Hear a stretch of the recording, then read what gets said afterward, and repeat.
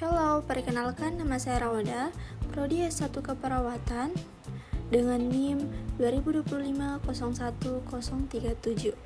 Pada video kali ini, saya akan membahas perjalanan sel menjadi sel spesifik atau memahami diferensiasi sel pada manusia. Kita masuk pada pengertian sel. Jadi, sel adalah unit struktural dan fungsional terkecil penyusun makhluk hidup. Nah, semua aktivitas kehidupan terjadi di dalam sel. Tubuh manusia tersusun dari triliunan sel. Jadi, sel disebut sebagai unit dasar kehidupan karena semua makhluk hidup tersusun atas sel.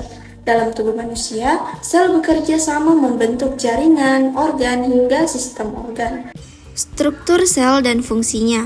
Membran sel berfungsi melindungi sel dan mengatur keluar masuknya sel ke dalam sel. Nukleus atau inti sel mengatur kegiatan sel dan menyimpan informasi genetik atau DNA.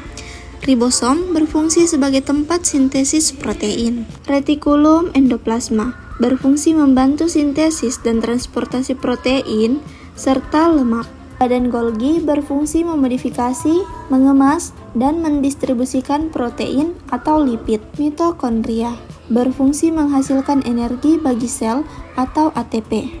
Lisosom berfungsi mencerna zat asing dan sisa-sisa sel. Sitoplasma berfungsi sebagai tempat organel berada dan reaksi kimia berlangsung. Vakuola berfungsi menyimpan zat, air, atau sisa metabolisme. Pengertian diferensiasi sel. Diferensiasi sel adalah proses perubahan atau perkembangan sel yang awalnya belum memiliki fungsi khusus, sel induk atau stem cell, menjadi sel yang memiliki bentuk dan fungsi tertentu sesuai kebutuhan tubuh. Tahapan diferensiasi sel dari sel punca menjadi sel khusus. Pertama, sel punca, sel belum terdiferensiasi dan dapat memperbanyak diri. Kedua, komitmen sel atau menentukan arah. Sel mulai menerima sinyal dan menentukan arah diferensiasi. Ketiga, proliferasi atau pembelahan, di mana sel membelah diri menjadi banyak sel yang sejenis. Keempat, diferensiasi atau pematangan. Sel mulai berubah bentuk dan fungsi sesuai arah yang dibutuhkan. Kelima, sel khusus atau sel terdiferensiasi. Sel menjadi sel khusus yang matang dan menjalankan fungsi spesifik. Kemudian ada contoh diferensiasi, yaitu sel saraf, di mana sel saraf ini berfungsi menghantarkan impuls. Kemudian sel otot berfungsi membantu gerakan tubuh, sel darah berfungsi mengangkut oksigen dan zat gizi, sel epitel berfungsi melapisi dan melindungi permukaan tubuh. Diferensiasi sel dikendalikan oleh sinyal kimia dan perubahan aktivitas gen dalam sel.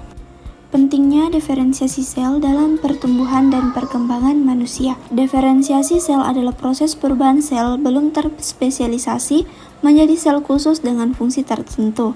Diferensiasi memungkinkan terbentuknya jaringan dan organ sehingga tubuh dapat tumbuh, berkembang, dan berfungsi secara optimal. Nah, sel punca, diferensiasinya itu menjadi sel saraf untuk fungsi sistem saraf, sel otot untuk gerak tubuh, sel darah untuk mengangkat oksigen, sel epitel untuk melindungi jaringan tubuh. Pentingnya, membentuk berbagai jaringan dan organ tubuh, mendukung pertumbuhan dan perkembangan, memperbaiki jaringan yang rusak, menjaga fungsi tubuh tetap optimal. Gangguan yang dapat terjadi apabila proses diferensiasi sel tidak berjalan normal. Kanker, di mana sel mengalami pertumbuhan tak terkendali karena diferensiasi yang gagal membentuk tumor.